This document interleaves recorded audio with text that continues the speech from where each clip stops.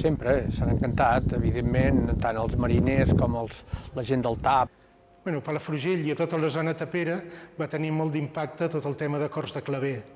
Els cors de claver els va fundar Josep Clavé i tenien la missió, d'alguna manera, de redimir l'obrer a través del cant, de que abandonessin la mala vida de les tavernes, etc., i tinguessin una oportunitat de treball artístic i fins i tot de promoció i de veure món. I a tota la zona sorotapera es creen molts cors i aquí a Palafrugell es crea la Taponera. La Taponera és una coral de Palafrugell que va sortir a principis de 1900 perquè el cant coral a Catalunya amb els cors claver es van popularitzar i en moltes poblacions van néixer corals. La Taponera té 3 etapes, es crea l'any 1859, hi ha una segona etapa a partir de 1883, que és com fan aquest magnífic estendard de suro que es conserva, i després hi ha la darrera resurrecció del cor a partir dels anys 40, que era un cor ja molt diferent. No era un cor que cantava les cançons obreristes de claver, etc., sinó era un cor que cantava música del país, etc. Des de la mar vella vara cel el meu bressó. Si la mare n'era puntaire, lo meu pare pescador. Si la mare n'era puntaire, lo meu pare pescador. Les havaneres es cantaven en ambient populars, com podien ser tavernes i barraques, a vegades, i normalment, després d'un bon àpat, després del dinar, hi assistien gent de Palafrugell, però també hi assistien estiuejants d'altres indrets de Catalunya, com Barcelona, per exemple. Sí, nosaltres som berenejants de Calella des de molt nanos, no? I llavors aquí a Calella hi havia les famílies ens coneixíem quasi tothom, tal com abans ha comentat el Jordi, teníem molt poques coses de diversió, per dir-ho així, i realment els pescadors que cantaven a la taverna i que cantaven també quan era el sant o el compleanys d'algun berenejant, ja sigui d'hotel o de casa particular o d'això, doncs ens enteràvem que els pescadors cantàvem i llavors com a diversió anàvem allí a sentir els pescadors, no? I sentint els pescadors de nanos, doncs nosaltres vam començar, diguéssim, a imitar els pescadors i a començar a cantar habaneres. Érem nanos molt petits, no?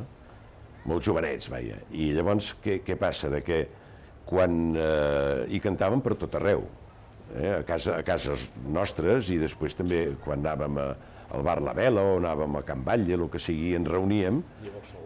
A Barcelona, però a l'hivern també ens reuníem per cantar, el sant, el compleanys d'algú, no? Però d'una forma sense convocar-nos com grup, perquè no érem un grup, no? I ens vam constituir en grup perquè vam tingué que posar un nom quan ens van demanar justament que cantéssim quan la primera cantada d'havaneres. Sí, aquells nois de Calella, en Tito Jiménez, en Ricardo Balil, en Sol, tots aquests van ser un dels primers grups d'aficionats, diguem-ho així, de fora de Calella, que com que estiuejaven a Calella i sentien els pescadors, aprenien les seves cançons i també els cantaven. I ells també van cantar a les primeres cantades de Calella, tota aquesta gent, sí, érem amics amb en Tito Jiménez. Clar, a Barcelona ens reuníem perquè érem amics d'aquí i amics de Barcelona, i sobretot aquests dos personatges que et parlava, el germans Sol, per circumstàncies diferents, van venir a viure a Barcelona, a més, i llavors ens reuníem i seguíem cantant. I en un parell de circumstàncies va haver-hi el Tito Jiménez, que aquest sí que és, potser diria, el més important de la nostra etapa i el que més ha fet perquè la havanera hagi subsistit amb èxit i tal, amb el Ricardo Balil, que també és un gran cantador i també un gran difusor de l'havanera, havien cantat, jo no sé si amb quines compensacions, segurament per les consumicions gratis, jo què sé, no sé ben bé si estaven remunerats o no, però m'és igual, vull dir, cantaven al Sausalito, en un bar al carrer Teodoro a Madrid. Van cantar, que recordo que ells cantaven habaneres I després hi havia l'humorista, com es deia l'humorista? Bueno, un humorista molt famós, que ja ens vindrà el nom, i actuaven, diguéssim, entre cometes, professionalment, no? A Barcelona. I, clar, la gent que venia al Sausalito, que eren tots els amics de Calella, tota la gent que se'n va enterar, el grup Calella, els nois, més que pel grup Calella, com a títol, els Jiménez del Sol, els Penes, el no sé què i tal, canten al Sausalito, i llavors s'omplia de gent d'aquí, l'Eugeni.